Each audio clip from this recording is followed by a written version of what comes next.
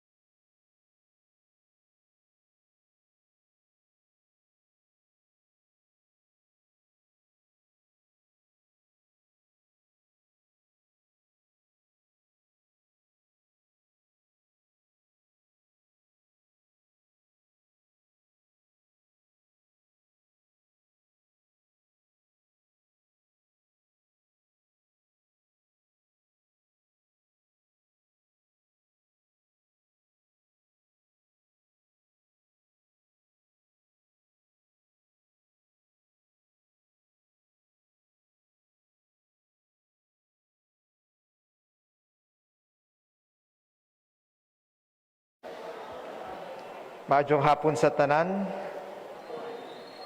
Maadjong hapon sa Bohol Media. Tuguti ko nga tagad og tagad ang mga resource persons na kauban nato karong hapuna. We have Dr. Macuno of Galiares Hospital, Neil Oclarit of DOH, Lieutenant Colonel Jeffrey Cabales of the PNP, Provincial Director Jerome Gonzales of DILG, PPDO Head Attorney John Vistal, Dr. Anggong de Malerio, Engineer Dodong Gasatan. Allow me to start reading some points. Niadtong August 1, atong gilugwayan hangtod Agosto 31 ang pagpaubos sa atong lalawigan sa Modified General Community Quarantine, ubos sa EO number 39 nga atong gipirmahan niadtong July 30. Ang kabag-uhan lang mao ang pagtugot sa mga internet cafe, gitugutan na pag-abli at 50% capacity for educational purposes only, ug basta adunay permit gikan sa ilang mayor. Number 2, sa Advanced Rice Technology 120 program, diin gitarget nato ang mga clustered production areas aron mapataas nato ang ani ngadto sa 120 ka vans per hectare. Atong giadtuan ang Carlos P. Garcia ug nang hatag taog binhi didto. Ato usab gitunol ang mga premyo ngadto sa mga nidaog sa gulayan sa paaralan program nato. Ang winners in the search for outstanding modelong gulayan sa paaralan 2019 in President Carlos P. Garcia are the following. For the elementary level for the 2nd District, Lucille Aclao of Sagiisi Elementary School in Barangay Sagiisi, second prize, 5,000 pesos for the rural category. Carmelita Suarez of Villa Milagrosa Elementary School in Barangay Villa Milagrosa, first prize, 7,000 pesos for the containerized category. Villa Milagrosa is also one of the 3 provincial winners in the 2nd District Technical Vocational category. For secondary level in the 2nd District, Eliseo Awas of Mayor Inocencio B. Mendez High School in Barangay Inocencio Mendez, 5,000 peso in the rural area category. Christy Sente of Bonbonon High School in Barangay Bonbonon, second prize, 5,000 pesos in the containerized category. Also awarded was Alexander Mondragon of Barangay Popo for getting the second prize in the Bahay Kubo Faith Hope Charity Backyard Farming Program. Our congratulations to the winners, and may they be used as provincial models for food security and food production. Number 3, sa atong water project, ubos sa We Survive as One Bohol program, atong gitunol ni Mayor Eping Estevilla ang 1 million pesos nga tabang pinansyal gikan sa kagamhanang probinsyal. Andam na pod natong itunol ang cheque ngadto sa LGU Corella, another 1 million grant sa mga mosunod nga mga adlaw. Number 4, niadto pod Niadto punta sa Isla Sag ug Mahanay sa lungsod sa Talibon. Uban ni Mayor Janet Garcia ug OPWSD Head Mita Texon atong gitunol ngadto sa mga lumulupyo sa maong isla ang mga food packs. Nikabat sa 736 ka pamilya ang atong nahatagan sa food packs. Sa atong pagbisita dito, nangayo pod sa rainwater collection system ang duha ka barangay nga atong giaprubahan. Dugang pa, gibisita na sa Provincial Engineering Office ang Barangay Mahanay para sa construction sa ilahang umaabot nga bag-ong 2-classroom building. Number 5, nitambong ta sa blessing ug pag-abli sa Galyares Hospital Molecular Laboratory ni adtong Lunes. Congratulations, Ma'am, Dr. Macuno. Dako ang atong kalipay nga aduna na kitay operational nga PCR laboratory dinhi sa atong lalawigan. Dako kini og matabang sa atong pakigbatok sa COVID-19. Madugangan kini sa mga musunod nga adlaw kung madawat na nato ang license to operate sa atong provincial government containerized PCR laboratory. Kabahin sa rates sa PCR test, libre kini para sa mga accredited PhilHealth members. Pero kinahanglan nga makapasa sila sa PhilHealth terms and conditions. So klaruhon nato ha, na ay terms and conditions. So bisan pa miyembro ka sa PhilHealth, you have to fulfill terms and conditions before mahimong libre ang PCR test nimo. Para sa mga dili mo qualify sa PhilHealth conditions, ang rate sa Galyares ug sa provincial PCR lab moabot sa 4,500 pesos. Nganihang buntag giaprubahan na ng sangguniang panlalawigan sa Bohol ang rate ng provincial government nga 4,500 pesos. Unya sa open forum, pwede nato ipangutana sa PhilHealth o ni Neil Oclarit sa DOH kung unsa ang mga qualifying terms and conditions para matagaan ta og libreng PCR test pinaagi sa PhilHealth. Number 7, gikauyunan sa Bohol Medical Society ug Medical Cluster sa BIATF nga pwede na og 5 na lang kaadlaw ang pagkwarantina basta magnegatibo ang pasyente sa PCR test ug walay sintomas nga gibati ang pasyente.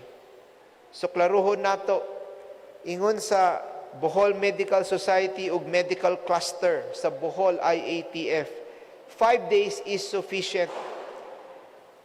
After 5 days, you can be given a quarantine test, and if you are negative, makagawas na ka.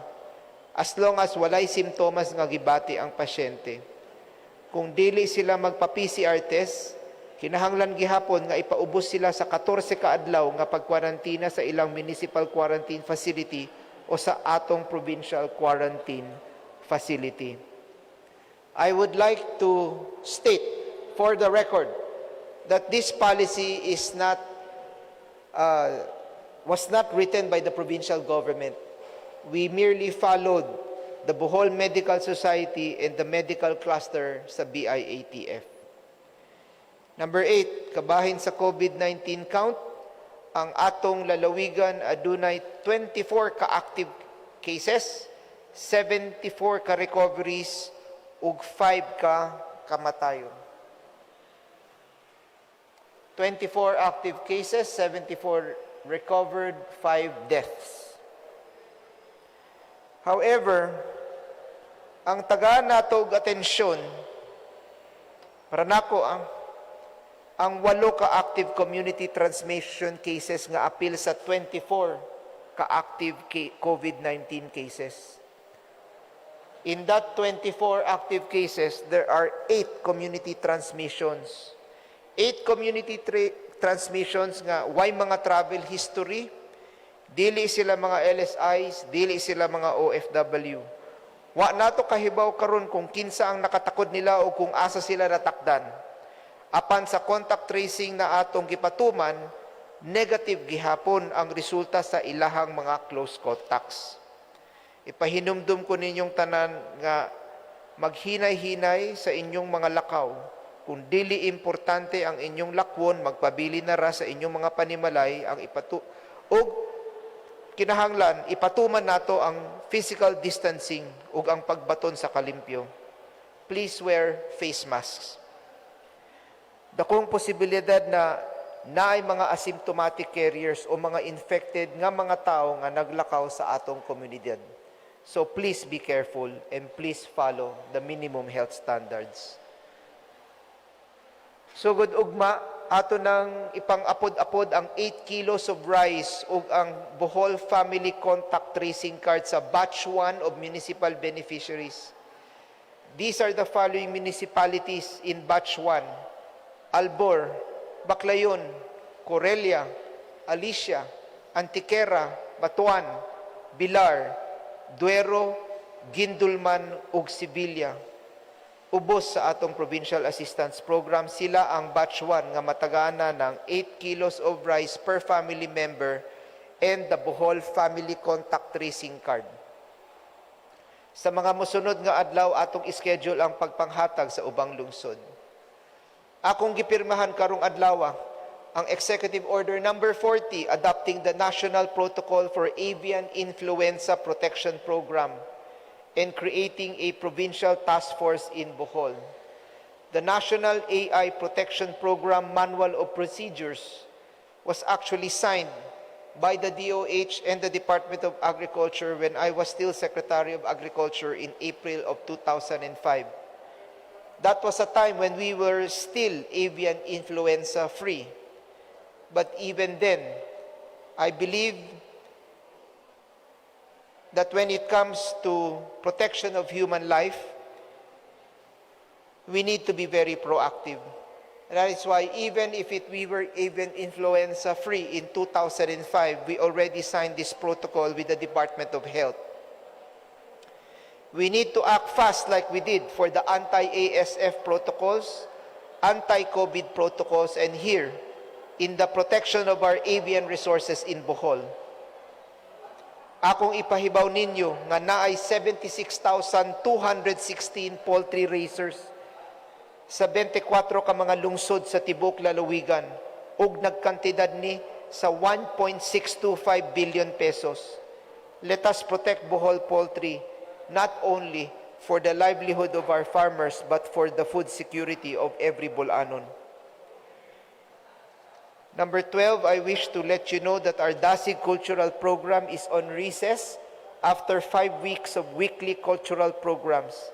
They will be releasing some special programs in the next 2 weeks before returning to their regular programming of bringing you the best of Bolanon arts and culture by August the 21st, 2020. Daghang salamat ninyong tanan.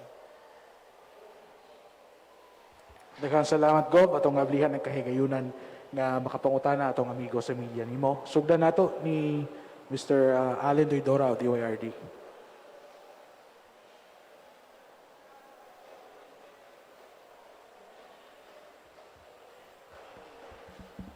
Good afternoon, Gob. Good Good afternoon, afternoon to all sa tanan. No? My first question, I'd like to address to Dr. Yul Lopez. Sir, may hapon. My question is regarding sa katong, can you tell us about the history sa latest COVID positive nga na-expire o niya?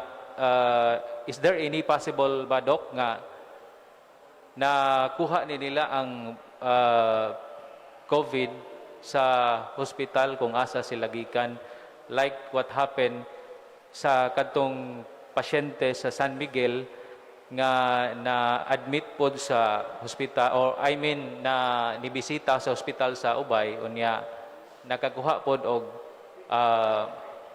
COVID unya katupong dito sa Danau nga gikan pud kuno sa hospital sa lungsod sa Ubay, Doc. Palihog ko na.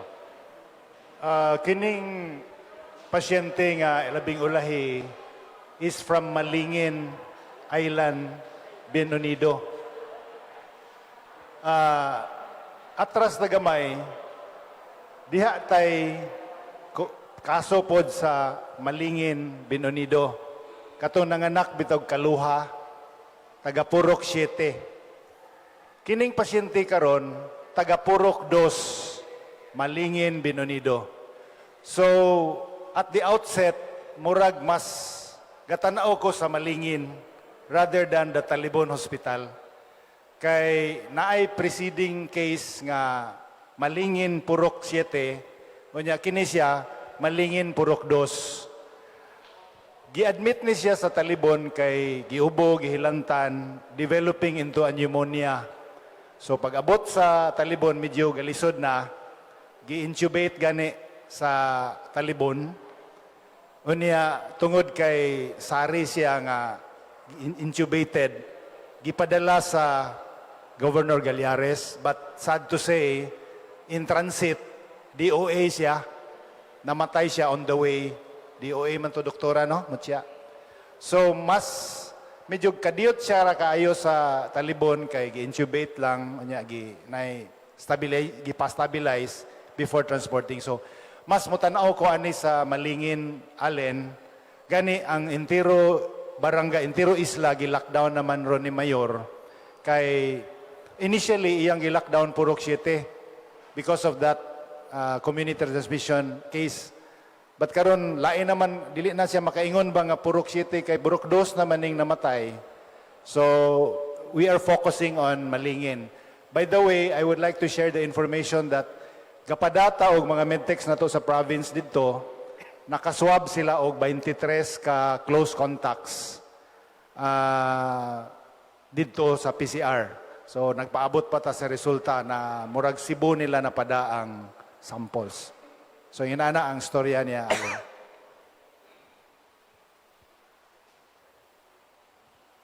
Sunod nga mga tanagov si Mr. Dave Alvarado of the Bohol Tribune. Good afternoon, Gov. I already asked about this a couple or 3 weeks ago. It is something to do with the casual workers sa Catagbian District Hospital, Gov, no? Background there, this person, the worker, is the wife of a person na naka-quarantine o allegedly nisulod siya sa quarantine facility, breaking the protocol. Now, it has been a couple or 3 weeks ago. We just want to know what are the actions given to that casual worker sa Catagbian District Hospital and kung ma-renew ba ang iyahang employment sa maong hospital or namba siya mga sanctions nga gihimo if it was proven that there was a breach of protocol considering na there was an allegation nga nisulod siya sa quarantine facility na that's not supposed to happen. Yeah, go. Thank you. Thank you, Dave. I will refer this question to Dr. Yul Lopez, but Mr. Oclarit is also free to answer if he wants to add, just in case he wants to add anything, or Attorney Kat. But I will primarily give the question to Dr. Yul Lopez. Kuan, kini that is under investigation, and to be honest with you, medyo tungod sa kabisig yun nato, gi-prioritize lang una nato, Dave, ang bahin ana nga kaso, ang iyong disciplinary, etc. Murag mas ni-focus lang una sa contact tracing and taking care of the more pressing concerns. But we will just, I have yet to talk to Dr. Tubal, kay medyo usahay kanilaging magita tag oras bitaw nga mag-istorya about that breach. We'd rather focus lang una sa mga katong mga community transmission cases. But next week we will be having a meeting with the chief of hospitals. Hatagon ako siya report, and then with the corresponding recommendations. Kay gihatag na to sa chief ang fact-finding, etc. Ni anang maong kaso, which is internal kinta sa hospital. Thank you. Sunod na mga tanagov si Mr. Rico Bidencio of the Bohol News Today. Rick, before you ask your question, I would like to recognize Dr. Joseph Chato, head of the pathologist, head pathologist of the molecular lab in Gallares, and Dr. Elian Celada, our infectious disease specialist. Rick. Thank you, Gob. Maayong hapon na itong tanan. Good afternoon, Rick. Maayong hapon, Gob. In Batuan Town, a municipal official and a friend of mine in Carmen And another one concerned citizen, I forgot the other town. Nagreklamo sa ako, Gob. I mean, gusto na ipapangutana din nga kung ang LSI or OFW, I understand, Gob, that they have relatives sa kining isolation area in a room. Unya, nay mo abot, example, kuno sa Carmen, mga LSI, tuwa dito ilang pariente. Naay ni abot nga OFW, gitampo dito, gitapo dito sa maong the same room. Except unta og lain, the same facility, pero lain nga room. Dili ba kuno ni delikado sa mga daan nga they are about to end their 14-day mandatory quarantine? This is now the question, Gob. Dr. Yul. Mr. Oclarit of DOH. Thank you, Gov. It is a actual violation of the quarantine protocol. Supposedly, if you are a person nga miabot with the same with kanang lahi nga adlaw sa nag-una, so ang imong last exposure would be katong pag-abot sa bag-o. So ma-extend ang nag-una kay posible man gud nga mo develop og symptoms ang ulhi nga miabot. So ikaw nga nag-una ma-considered ka as exposed based sa katong pag-abot sa imong katong based sa pag-abot sa katong OFW. So ma-extend ang nag-una og abot. So ang pinakamaayo gid ana is that kung lahi ang adlaw sa imong pag-abot, ilahi gid ka og room or facility. So mo gini pinaka safe nga or more ginang protocol yun nato nga dapat sundon. Pero tungod kay puno na pud ang mga rooms, puno na pud ang mga facility, so night times nga duha or tulo sa usa ka dako nga room, pero mas ang pinakamayo is iuban ang LSI nga dungan sila og abot. Dili kay katong lahi-lahi og abot then itapo. Sige, salamat kay Doc. Another question is,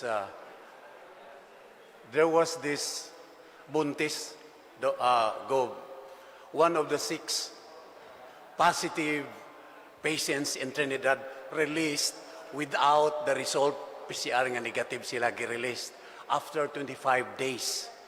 Okay, sa ilang quarantine. Another one is, I think, sa Tukalungsod.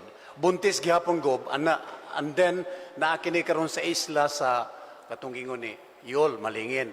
Now, nangutana sila, Gob, matakdan ba ang gibuntis sa inahan labi na namatay o wala namatay pero positive sila sa COVID? Matakdan ba ang gisabak mo ng pangutana? Salamat kayo. Please. Dr. Salada will take the question. So I think, hi sir, good afternoon everyone. Hi Gov. So I think nangutana ko no if there is placental or vertical transmission, no? So actually, in some case reports, na ay mga kaso nga vertical transmission, meaning to say, mother and then buntis siya, through placental transfusion, natakdan ang baby. Pero, wala pa gyud na siya gi-studyhan og maayo, no? So, a few isolated cases pa ni. But, karon dili pa gyud makaingon nga there is really vertical transmission gikan sa mother to the fetus. Sa Pilipinas, wala pa. Sa Philippines, wala pa reported Thank you, case. thank you. Sunod nga mga tawag, Gov, si Mr. Ray Tutas of the DYRD.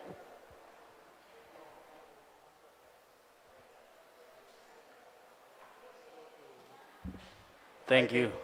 Good afternoon, Governor Yap, members of the BIATF, mga kauban ako sa media. I have 2 questions, Gov.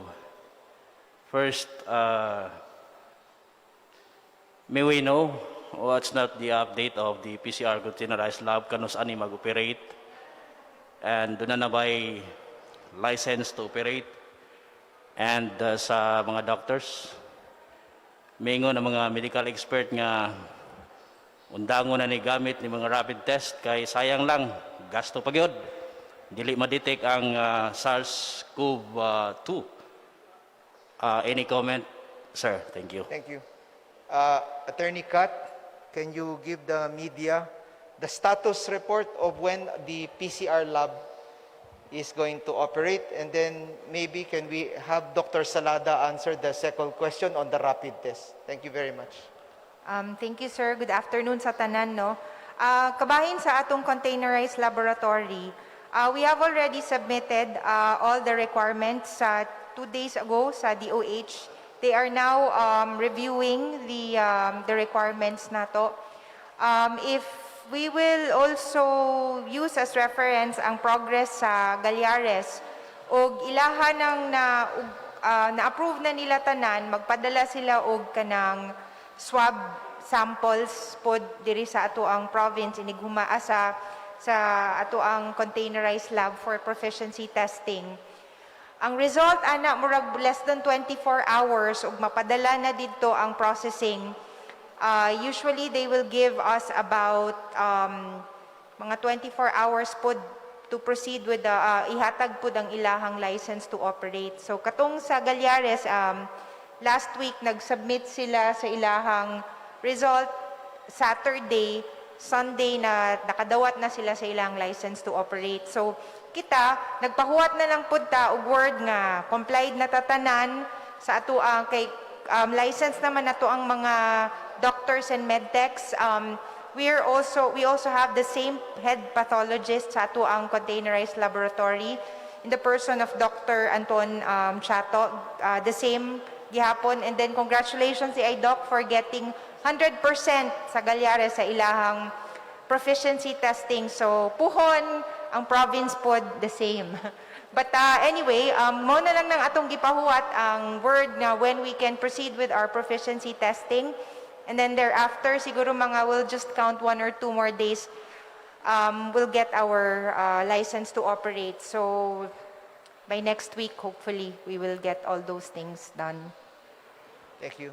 Dr. Salada, on the issue of the use of the rapid test.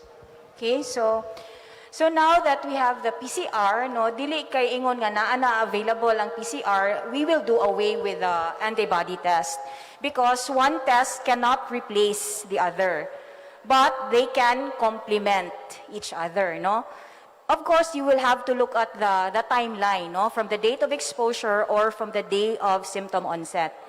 Kay, as I have explained sa graph, no, so kung from symptom onset or from the time of exposure, 7 days pa, or pwede up to 8 day, so pwede pa ang PCR.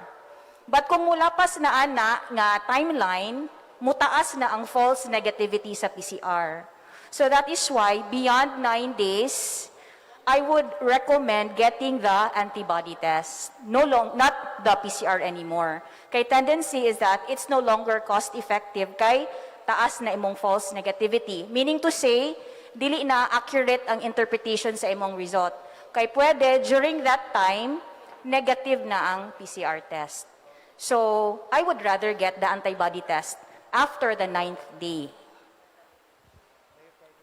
Thank you, Doc. Soon, mangutana si Mr. Dave Responte of the YTR.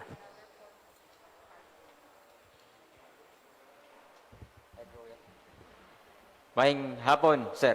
Maayong hapon sa tanan. Ako lang basahon ning kuan, sir, kining usa sa mga viewers, regular viewers sa press briefing nimo ba? Tagihan ning internet. Gitugutan naman ni GovChat, GovYap ang mag-open og computer shops. Palihog lang ko as ni Gov nga unsay kalainan sa gaming o online learning nga mogamit og PC nga kung buot hunaw-naon isa raman ka bangko bangko then keyboard o mouse ang gamiton. Muangyo unta kami nga pwede dili lang butan unsay buhaton sa mogamit sa PC. Pwede raman unta tugtan ang mga dili minor sa online gaming. Looy na kaayo mi mga owner sa shop ang amo baya market kay naa sa gaming. Salamat. The issue is going back to the fundamental principle of the strategy to combat COVID-19, and that is to to control non-essential travel. The number one strategy in combating COVID-19 is to prevent non-essential travel. That's why the essential strategy has always been stay at home. Stay at home. And that's the reason why if your visit to the computer or internet cafe is not essential, then you should do away with that trip. And that's the reason why we specified that it is only for educational reasons that you can go use the internet shop. Number two, this is not a directive of the provincial government. This is an IATF resolution as well. Mao nga nisunod ta sa IATF resolution. But if you ask me, that is my answer. The number one strategy is control non-essential travel. And that's why if you have nothing essential to do in an internet cafe, then please stay home or follow the medical protocols even if you have to go into an internet cafe. Thank you also. Sir. One Yeah. last answer. Gaming is also not allowed. Yeah. Under the rules, gaming is not allowed. Yeah, my second question, sir, no? Dr. Dumaluan has been advocating nga makahibaw in terms of knowledge, no, ang mga tao nga dunay mga tambal nga pwedeng panagang sa COVID-19. One of which is the hydrochloroquine. Aware na ka ni Gob? Sa ani nga kuan unsa may take being the chairman sa BITF, and he is asking the government no nga like a government to government procurement contact nga made available ni sa mga ordinaryong tao as panagang sa COVID-19 kay very affordable na po siya para sa mga tao isip panagang sa COVID-19 Gob. Thank you, Dave. I have already instructed Provincial Administrator Kat to discuss it with the medical cluster on what medicines we need to stockpile. But even as I already gave her that order, I want to let you know that Dr. Macuno in last Monday's blessing has already given me a report that there are some medicines already that Galyares is stockpiling. Basin, pwede na to tugutan si Dr. Macuno na i-brief ta karon? Madam, pwede? Daghang salamat.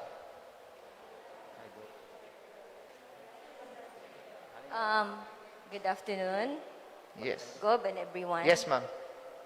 They simple lang ang tubag bahin sa hydrochloroquine, using it as a preventive medicine against COVID. It is not. So, it is not. Now, pilmirong mga buwan sa atong pag-experience sa COVID-19, nagsigi pa og karap-karap, ang gamito na nga term, aron maka-imagine ta, ang medical world og unsay gamiton nga tambal against the virus kay ba man tang tanan nga wa pa ta kasuway ani. Kanunay report gitawag og anecdotal, meaning experience, and we learn from experience. Pagka tumoy na sa second month, dinha na sila findings nga instead nga makatabang si hydrochloroquine sa real or diagnosed nga COVID-19, mas daghan silang nakita nga side effects. Labi na dito sa kasing-kasing, gitawag nilang arrhythmia. So, wala na kaayo gi-recommend si hydrochloroquine ug doon na bag-ong antiviral drug nga gi-recommend in the name of remdesivir. Kani si remdesivir, dili ni siya preventive pod. Ihatag ni siya kung diagnose na yun ang pasyente nga na siya COVID-19 by PCR testing. Makatabang ni siya nga sort of taas nagresulta nga maayo gyud tong nagcritical. So, again, to make it clear, number one, dili gigamit ang hydrochloroquine to prevent ug wala na gigamit ever to prevent COVID-19. And number two, available na ang remdesivir sa atong pharmacy nga gamiton for these cases. Sa Cebu, atong, I think 3 weeks ago, nga grabe pa kayo ang admission, pangitaon kayang remdesivir, tag 7 to 9,000 ang usa ka bayal. Pilay gamiton sa usa ka pasyente up to 10 to 11 vials. So, ingon ana kamahal ang COVID-19. Mauna nga, if I may add about that question sa internetan, akong hangyoon tong tag-iya og internetan nga mangita na laglaing negosyo. Kay kung basahon na to ang bag-ong findings ug recommendations sa World Health Organization dito sa Western countries, ilang nasuta nga ang mga batan-on nga nindot pa kaayo og immune system nga wala sila kahibaw, nga duna na diay sila'y virus nga gibitbit, maoy nakapatabang og spread sa COVID-19. So kung ato na siyang itugot, simbako, tungod lang kay,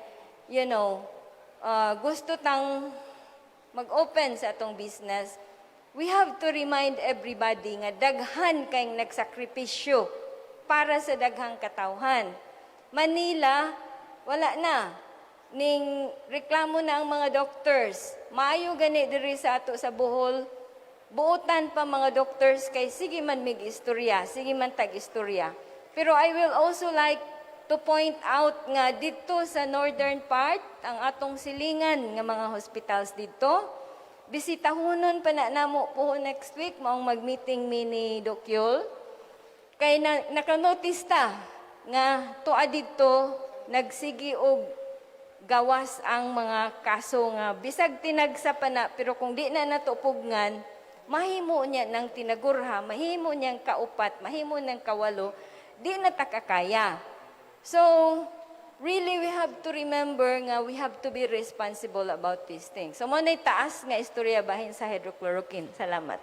Yeah. Question, sir, no?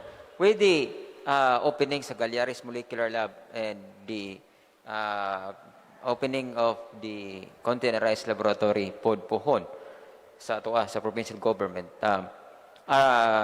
mag-open na ba ta para sa commercial flight, considering apel pagyapon sa CAAP nga ang Bohol wa pay gitugot nga flight gov? We're still studying on how to open the commercial flights. Because ingon nga sa atong mga medical cluster, kinahanglan gihapon ang 5-day quarantine. So even if they come in, they have to observe the 5-day quarantine rule and then PCR test. But when we PCR test, we're trying to draw up the terms and conditions tungod kay kinsang atong i-prioritize karon. So we're trying to finalize now those terms and conditions before ablihan nato ang Bohol to commercial traffic. Does anybody want to add anything about that, Attorney Kat? Wala naman. Because we're still waiting for we have to finalize. We also want to see how Galyaris will operate and how the PCR laboratory sa provincial government will operate. When we have stabilized the operation, that is the time na posible ablihan na nato to commercial traffic ang Bohol. Sir, salamat. Thank you. Daghang salamat. Sunod mga tanagom si Mr. Joshua Folido of the YTR. Let me also recognize Board Member Alner De Malaria of the 1st District. Mayong hapon, Gob. Mayong hapon sa mga kadagkuhan o katong mga kauban sa media. Ano to? Di pa ko magsugod, ako sa i-congratulate si Dr. Macuno sa launching nila kaganiha sa molecular lab. Okay. Sa akong pangutana, i-address po na ko kang Dr. Macuno kung sa ito ang assurance sa safety and precaution sa molecular lab.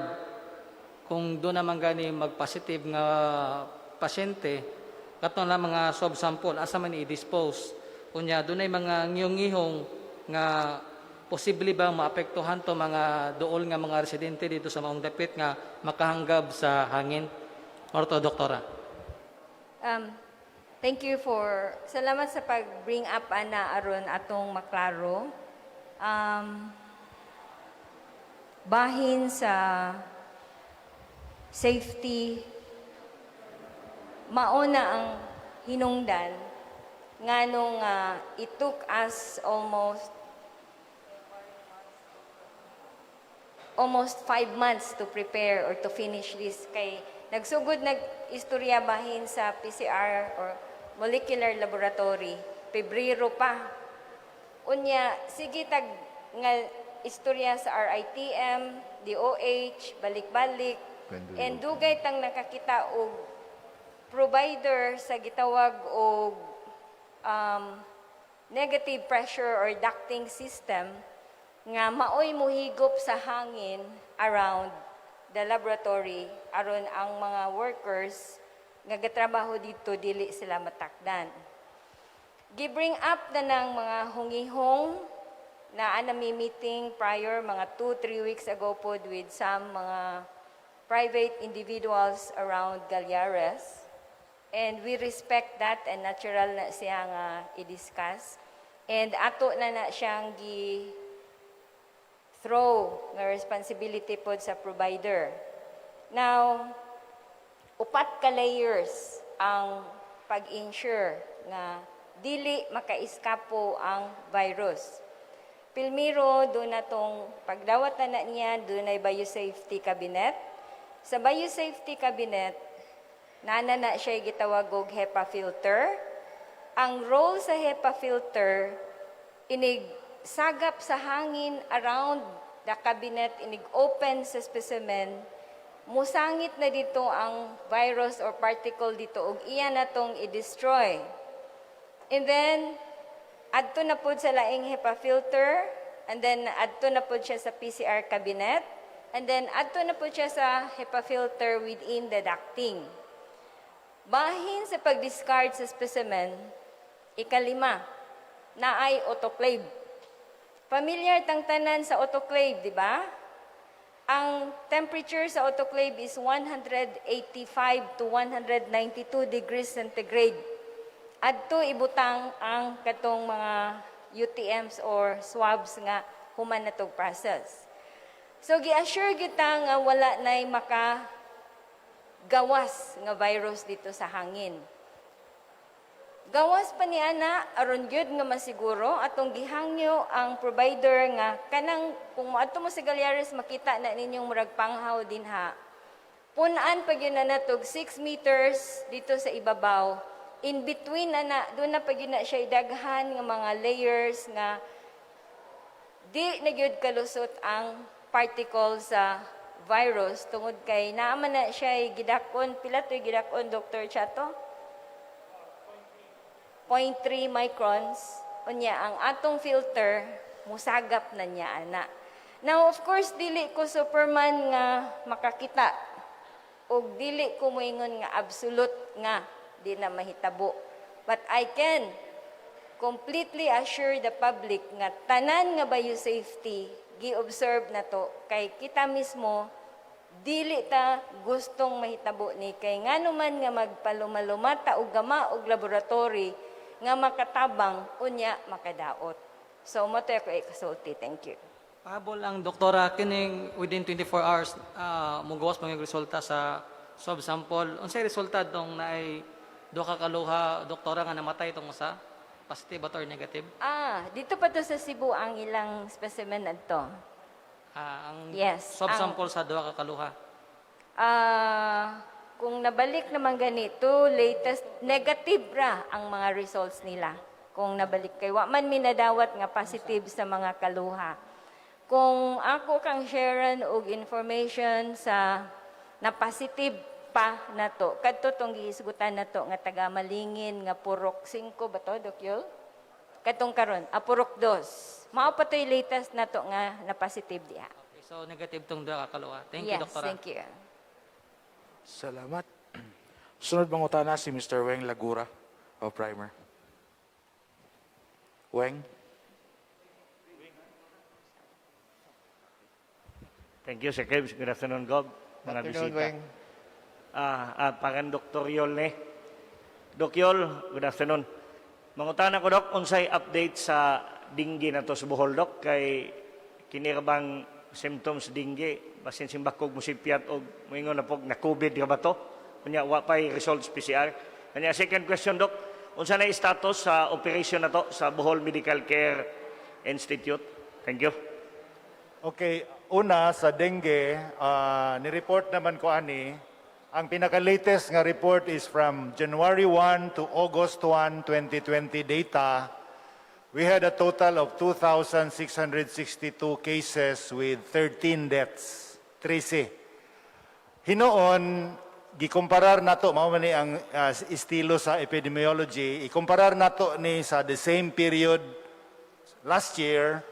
This is in fact 1.7% lower compared to last year. So, meaning, kaloy sa Ginoo, walay karon ang trend karong tuiga, ubos-ubos gamay pagani sa last year. So, as we speak, salamat sa Ginoo nga walay an abnormal spike kay naapatay giatibang COVID.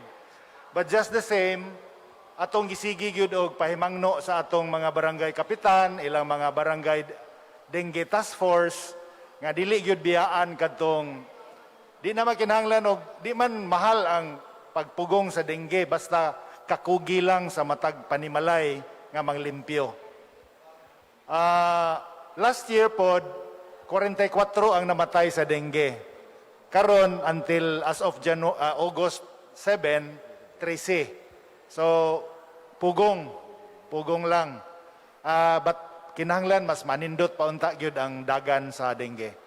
As for the BMCI, nasayod man tano nga nihawa ang karaan nga grupo, gi-turn over ni karon sa provincial government. So, provincial government of Bohol na gaduma sa BMCI. To start with, ato man po ng yuta, ato po ng building. So, sanglit medyo puno pa ang atong mga kamot sa trabaho. Ang ato lang yung gisuguro ron is kaning 81 ka dialysis patient. Nga yun ni nato sila biyai, gipadayon nato. We exerted all efforts nga mapadayon. O kaloy sa Diyos, gapadayon ang ilang sessions matag simana. Nahatagan na pud ta og provisional license to operate sa dialysis sa DOH, kutob sa Disyembre karon tuiga, and we will be working. Nainindot kay mga plano si Governor Art aning BMCI kay daghan pa mga posible nga mga serbisyo nga atong mahatag. That would be ginganlan na gani nato ni Bohol Provincial Diagnostic and Ambulatory Care Center. Medyo taas ug ngan. But naay ang atong interim nga gada sa BMCI si Dr. Uy, unya pohon-pohon kung naatay kahigayunan nga makaatiman, we will be looking at more laboratory services. There is an operating room inside that building. So naay potential nga makahatag og diagnostic and wellness center, the ambulatory care. So yun ani ang sitwasyon karon so far sa BMCI. Thank you. Last nga mga tanagom si Mr. Felix Simpron.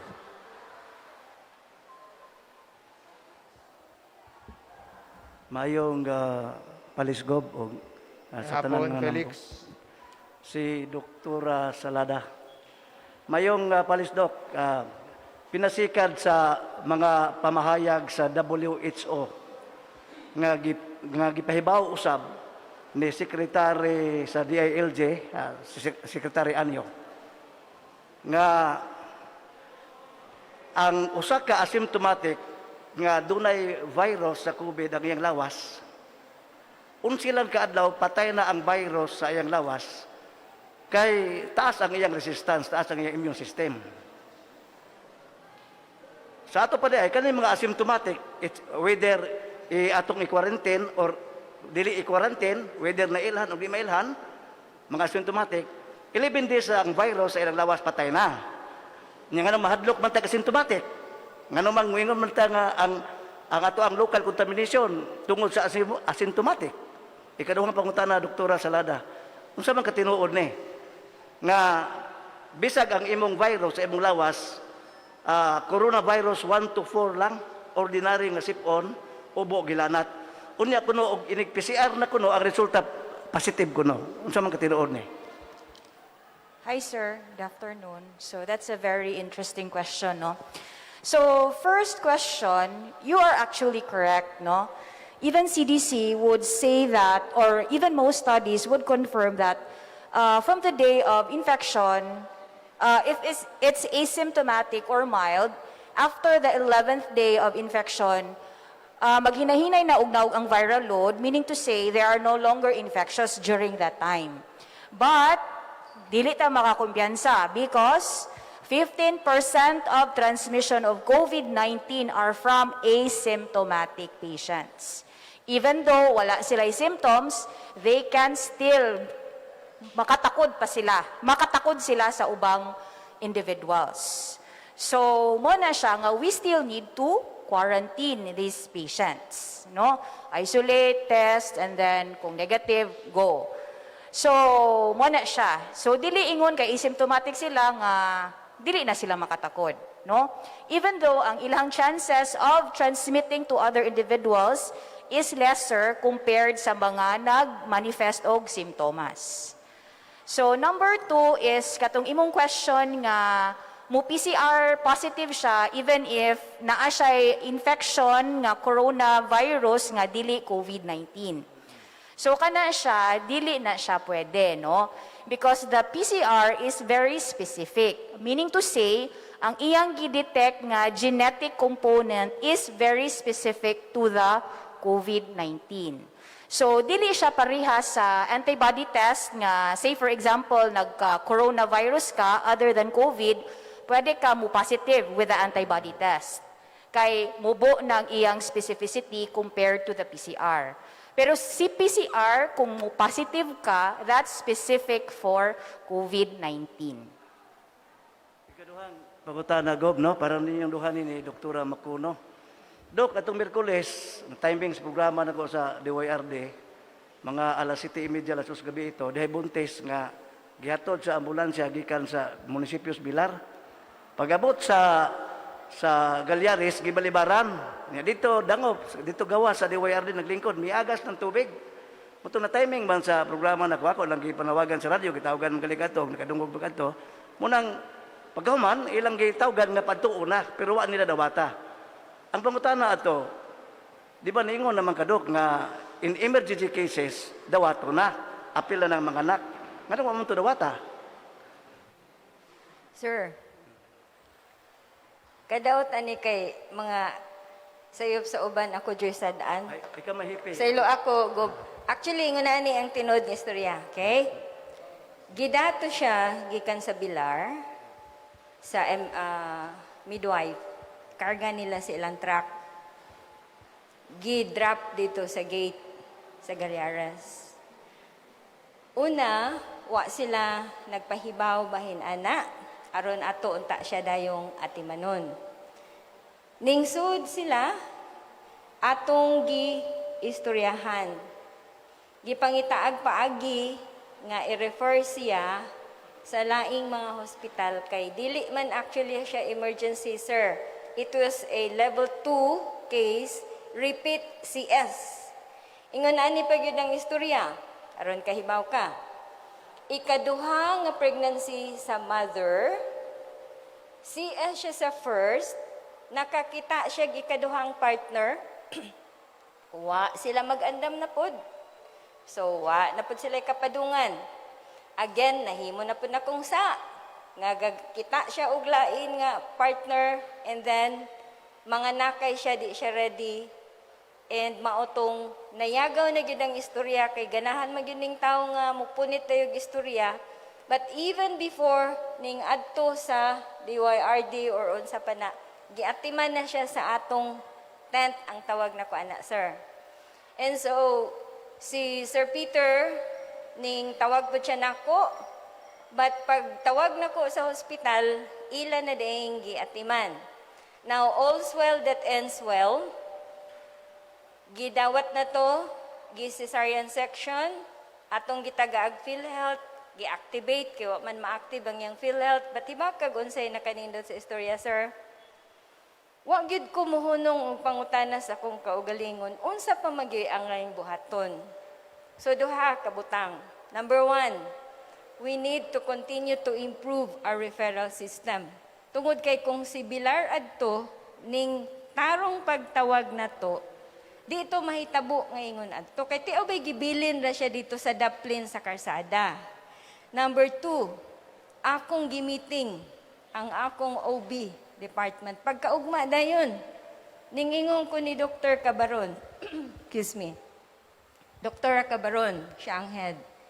Pwede na ba gutang mudawat? Mudawat na lang guta og level 2. Level 2 magud ni siya, sir. Meaning repeat CS. So morning pasaylo ako Dr. Cabaron kay ako na lang i-announce. So nagsabot mi. Daghan kaayo ng mga kasuha nga maoy hinungdan nga mamahal ang panganak kay dili andaman bisag kahibaw na siya nga repeat CS siya, di niya andaman. Sa pila ka tuig na tong paningkamot nga sa gubang ni dito sa Galyares, okay. Karon nga ning abot si COVID, patay si Galyares. Sad-an kung dili siya ma-admit. So ning adjust na ta, sir. Mo dawat na taana. Thank you. Okay, at least nga na imong side. No, Gob, para nimo po ni Gob. Nagbagot-bot ang pasyente ug ang ilahan sa pasyente nga mabdos, buntis. Kay gibiyaan lang sila sa ambulansya o niya gipabayad pa sila og 600 pesos para sa krudo. Sa ato pa di ay kanina mga ambulansya sa kalungsuran sa Bohol og dunay emergency, dunay pasyente pabayaron ba di ang pasyente. Sa LGU Bilar na kanang Gob. LGU Bilar. Ako lang ang ipahibaw na kay para mahibaw po ka ba nga aron maklaro gyud ato ba gyud pabayaran ning kaning government vehicle o kaning ambulansya nga takiya gobyerno. Dr. Yul. Salamat, Gob. Yes, Lex, sa akong nahibawan, doon naman goy mga lungsod nga pasar og ordinansa, Lex. Murag ila na pud na ba autonomiya sa lungsod nga moingon si Mayor og naay mokolekta og pangkrudo. So mao siguro na I will have to ask unsa tong lungsura, Lex? Bilar. So murag na part of local autonomy.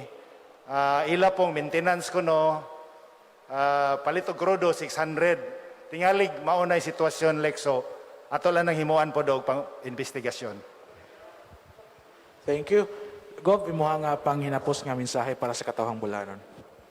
Daghang salamat. Sa di pa ta mahuman, na ako'y isip pa na post na ako'y ipaambit kaninyong tanan na slide sa mortality, top leading causes sa niaging tuig na 2019.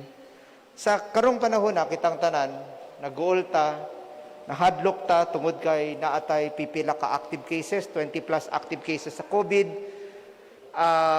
naatay 5 deaths. Pero akong ipahinumdum ninyong tanan, akong ipahibaw ninyong tanan, tanawa ang mga mortality ng leading causes of death in Bohol. Last year, in 2019, 1,360 people died because of pneumonia. The year before that, 1,190 people, Bolanons ang namatay. For heart diseases, in 2018, cardiovascular disease, myocardial infarction. So let's just go with cardiovascular disease, 768. In 2019, nisaka to 1,042 ang namatay because of heart diseases. Neoplasm or cancer, about 838 ang namatay. Myocardial infarction, from 543 in 2018, nisaka na to 790. Injury and other external causes, we don't know.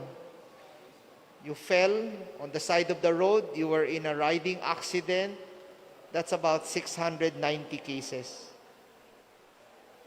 Hypertension, heart-related, 630.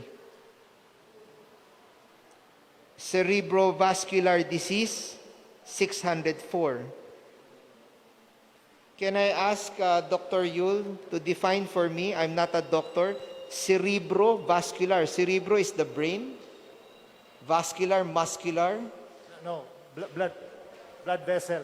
Blood vessels. Mao ni go ang mga stroke bitaw, Aneurysm type. aneurysm and Strokes. kana pong mga thrombosis kanang ma-stroke ba ang patient, ma-paralyze etc. 604 cases, 604 deaths. Renal disease, 520. Take note that renal disease, this is your mga dialysis, mga kidney diseases. In 2018 was only 270. Last year, 520 died. Heart failure, 321 deaths. Chronic obstructive pulmonary disease is 319. So I want to share this with the Bohol media and all the people who are here. We are scandalized and we are afraid. Gool na ta. Naggubot tang tanan. Nahadlok tang tanan.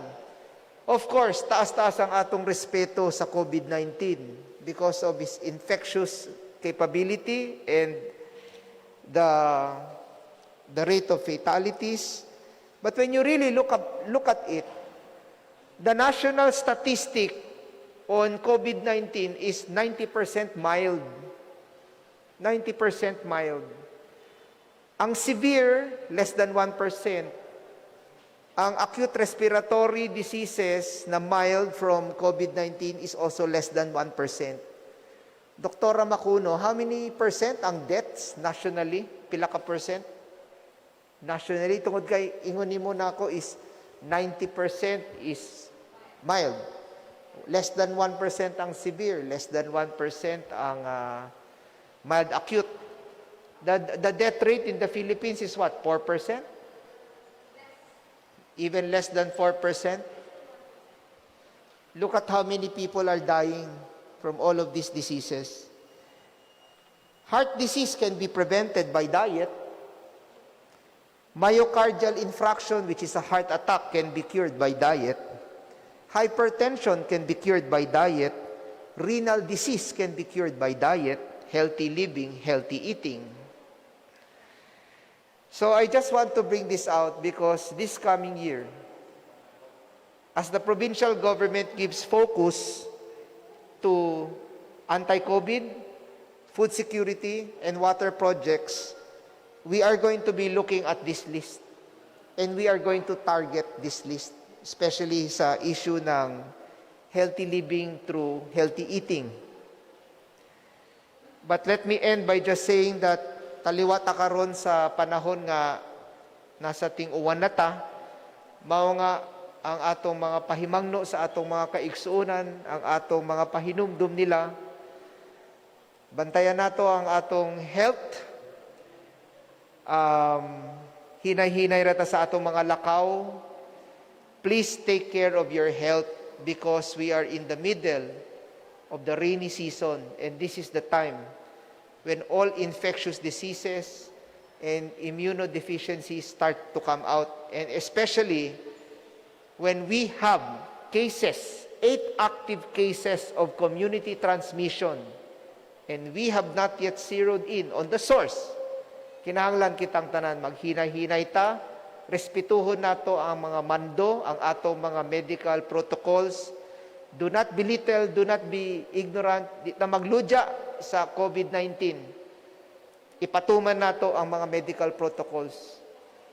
And one final reminder for everybody, starting August 15, no face shield, you will not be allowed to take public transportation in Bohol.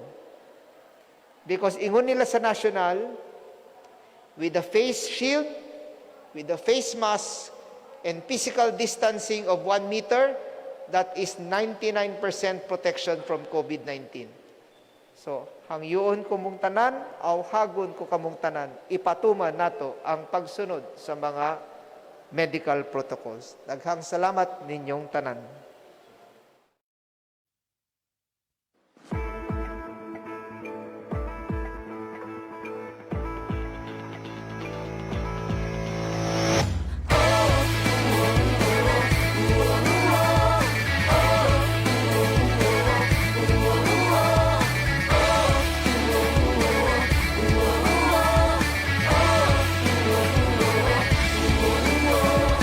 Kinabuhi gihulga sa sakit o kamatayon, di mahadlok kay kining tanan natong tapuson. Sa kahitasan kini atong pangayoon,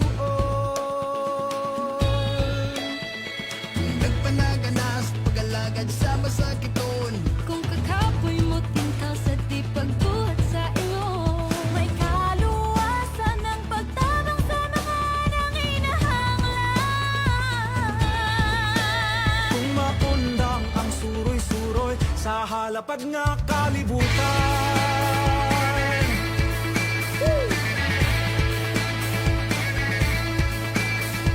hiningaw sa tapok-tapok sa piyastag kumbira, sayaw o kanta uban sa tong pamilya, kining tinugdan sa kalipay ugod yaka.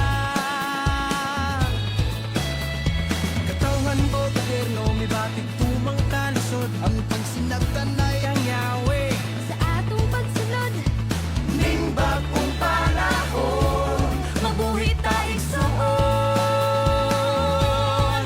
Kung pagtinabangay ipatig babaw ning halapad nga kalibutan.